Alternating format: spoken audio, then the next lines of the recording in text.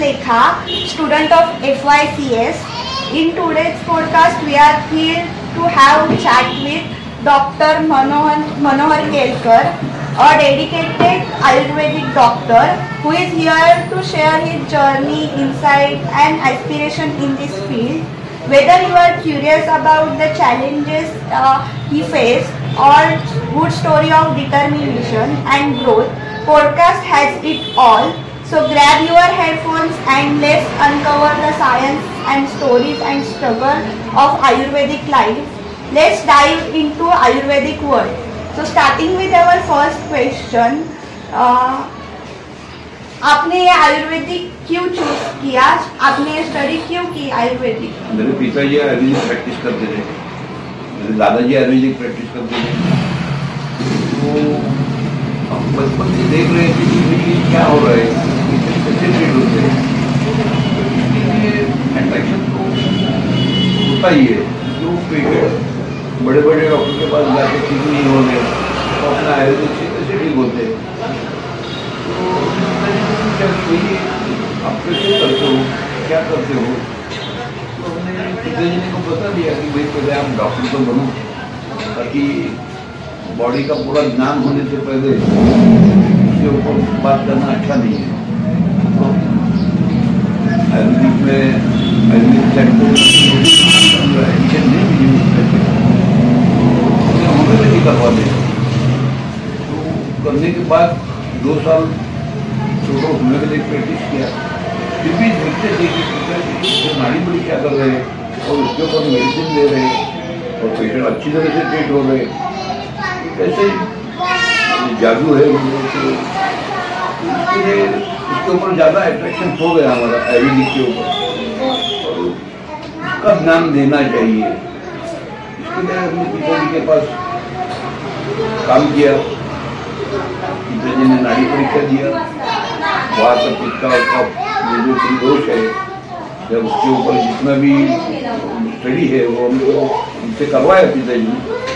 और बाद में आयुर्वेदिक प्रैक्टिस करने लगे और उसके ऊपर हर डिसीज कॉम्प्लिकेशन क्या होते हैं, जो नाड़ी के साथ तो उसके ऊपर क्या मेडिसिन देना है, ये सब सीखने के बाद टोटल आयुर्वेदिक प्रैक्टिस कर रहे हैं। और एक्चुअल में आयुर्वेदिक डॉक्टर करते क्या? आयुर्वेद में कम से कम 17 तरह की ट्रीटमेंट दिया जाता है और एक पंचकर्मा ऐसा है कि वो बहुत बड़ी दिक्कत होती है पेशेंट को। दिक्कत का मतलब पैसा भी लगता है, टाइम भी लगता है और पेशेंट पंचकर्म किया तो ज़्यादा अच्छा लगता है। मगर पुराने ज़माने में ज़्यादा पंचकर्म के लिए नहीं थे लोग, ये स्टडी नहीं थी उतनी। आजकल ज़्यादा पंचकर्म में चल रहा है। मैं तो नहीं करता, अगर वहाँ से दिक्कत आती है तुमको देख के उसके ऊपर भी मेडिसिन देता हूँ। और काढ़े है, गुगुल है, वटी है या अरिष्ट है, अश्व है, भस्म है और कज्जली का ट्रीटमेंट आता है। जैसे बोले आरोग्यवर्धनी तो उसमें 12 घंटे उसका कज्जली आता है। तो बहुत दिक्कत होती है पेशेंट को देने में। क्योंकि पेशेंट आपका है, अगर आपको हर तरह से रिपोर्ट देता है तो वैसे मेडिसिन यूज कर सकते हैं। और ज़्यादा से ज़्यादा पेशेंट मैं तो प्रैक्टिस करता हूँ तो काष्ठ औषधि या तो काढ़े, असव, अरिष्ट या गुगुल या जो मेडिसिन छोटा मेडिसिन आता है जहाँ से पेशेंट को तकलीफ नहीं होगी और पेशेंट जल्दी से ठीक है। आपका इसमें सबसे पसंदीदा और फेवरेट और पेशेंट को सजेस्ट बोल रहे हैं आप या आपको कौन सी क्रिया और क्या पसंद है आयुर्वेद में? मेरे को तो नाड़ी परीक्षा पहले मैं देखता हूँ, उसके ऊपर डिसाइड होता है कि भाई मेरे को क्या प्रॉब्लम है तो उसके ऊपर मेडिसिन दिया जाता है। और ये आयुर्वेद ग्लोबल म्हणजे मतलब आगे चलकर कितनी बड़ी हो सकती है? ये देखो, यहाँ पे स्टडी करना और जुड़ के रहना, आयुर्वेद के अंदर प्रेम रहता है, यानी चाहे वो वनस्पति हो या पेशेंट हो, तो दिल दिमाग दोनों लगा के पेशेंट अपने को ट्रीट करना है, तो उसके लिए पहले जड़ी बूटी का ज्ञान होना जरूरी है, और उसके बाद में पेशेंट की नाड़ी परीक्षा का ज्ञान होना जरूरी है। तो दोनों मिलके जब चलते हैं तो पेशेंट जल्दी ठीक होता है, ट्रीट होता है। और आपने आपके टाइम में जब पढ़ाई की तो आपका पढ़ाई के बाद में क्या गोल था? तुम्हारे पढ़ाई के बाद ये करना है? जब मैंने पढ़ाई किया तो मेरे को बहुत लगता था कि बड़ा डॉक्टर बनूँ, मेरा भी नाम होना चाहिए, ऐसा बहुत था।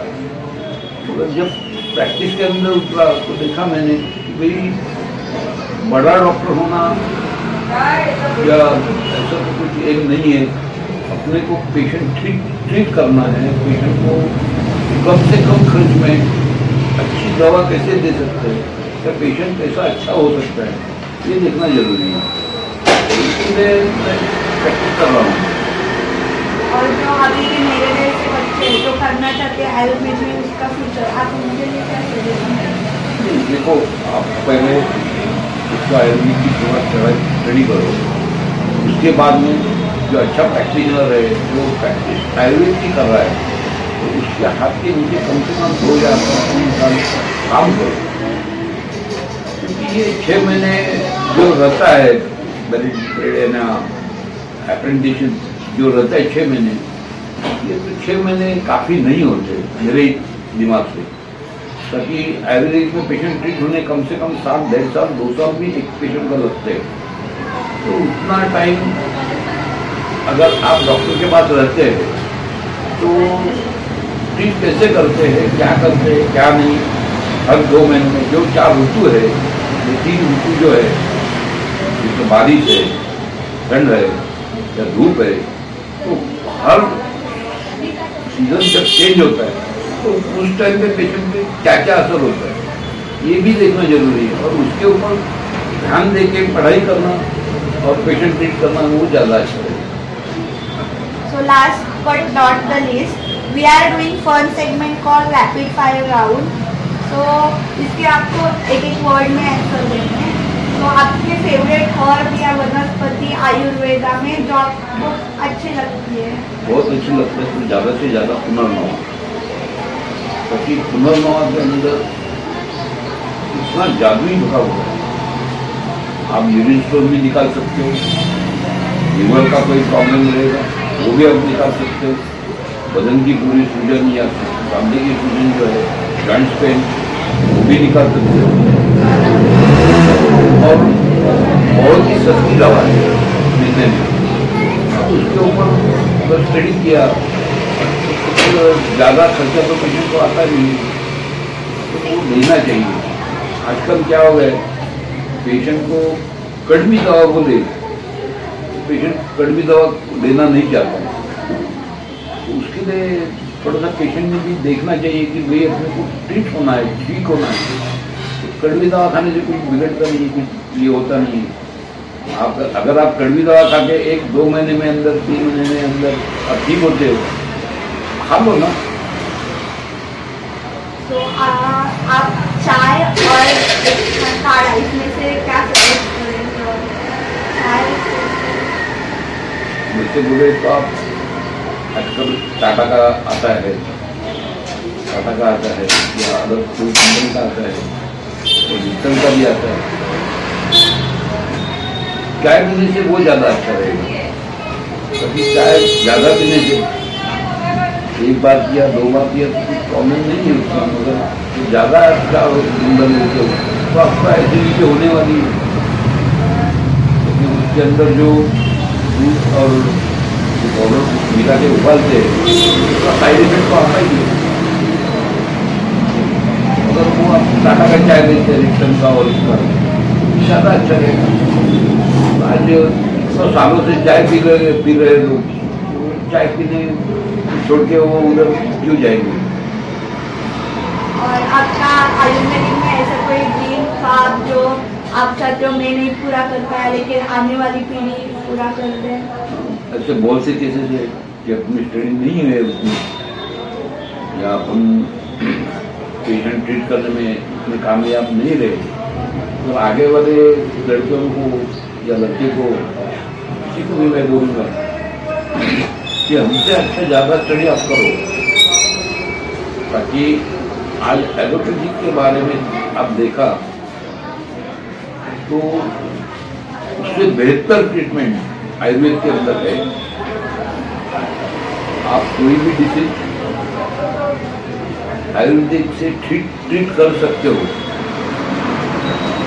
इसलिए 2-3 साल पहले प्रैक्टिस करो आप के बाद जिसका नाड़ी परीक्षा है और पेशेंट पे ट्रीट कर रहे हैं, हम देखो सोचो पहले देखो उनको वो कैसे स्टडी कर रहे हैं, कैसे कर रहे हैं, पेशेंट कैसे जांच रहे हैं, उसके बाद में उनको ज्वाइन हो जाओ। 2 साल 3 साल उनके अंदर रहो। आजकल क्या है, नए नए बच्चे लोग हैं, उनको ऐसा लगता है कि भाई 6 महीने के अंदर नहीं है। हर ऋतु का अभ्यास होना जरूरी है, हर मेडिसिन का अभ्यास होना जरूरी है, हर दवा का अभ्यास होना जरूरी है। और अगर ये दवा मैंने यूज किया तो किसी को क्या साइड इफेक्ट आएगा, क्या बीमारी, क्या तकलीफ बढ़ेगी, ये आपको पहले समझना चाहिए, उसके बाद में उसको medicine they. Thank you for giving your precious time. Lastly आपको कैसा लगा? अच्छा लगा। कोई ना कोई अपने को देख रहा है, कोई बात कर रहा है, या तो आयुर्वेद के बारे में पूछ रहा है, तो हमको बहुत अच्छा लगा। अगर आयुर्वेद के बारे में बोले तो बहुत कुछ है, 10 मिनट में, 15 मिनट में, आधा घंटे में बोलने की वाली बात ही नहीं है। क्योंकि एक चैप्टर लिया तो कम से कम उसके ऊपर 2-2.5 घंटे, 3 घंटे, 4 घंटे आप बात कर सकते हो। इतना मेडिसिन पावरफुल है आयुर्वेद के अंदर भी, तो लोगों ने ध्यान देना जरूरी है। और आपका जो रहने का तरीका है, खाने पीने का तरीका है, वो आजकल मॉडर्न हो गया है। ये अच्छी बात नहीं है हमारे लिए, सेहत के लिए अच्छी बात नहीं है। जो पुराने जमाने में वो खाते थे, लोग उठने के बाद नाश्ता करते थे, दाल खाते थे, बटर खाते थे, या चावल के फ्रेश पीते थे, वो चालू करना जरूरी है आजकल लोगों ने। या तो दोपहर का खाना घर का, एक सब्जी रहती थी, 2 सब्जी रहती थी, दाल रहती थी, चावल रहता था, रोटी रहती थी, वही लोग खाना पसंद करेंगे, या वही खाना खाना जरूरी है आजकल। क्या है, मॉडर्न जमाने में पिज्जा और तो बर्गर से कुछ होने वाला नहीं है। ये नए जो जनरेशन है उनको क्या हम बताए, अगर हम बताए तो हम बूढ़े हो गए, ऐसी बात है। मतलब क्या है, चलते जमाने के साथ चलना भी चाहिए, या तो सब बेकार हो जाएगा। क्योंकि आजकल के लोग आयुर्वेद में जाना पसंद नहीं करते, ये गलत बात है। आप आयुर्वेद में जाओ, उसका स्टडी करो पूरा, और जो आनंद मिलता है वो लो।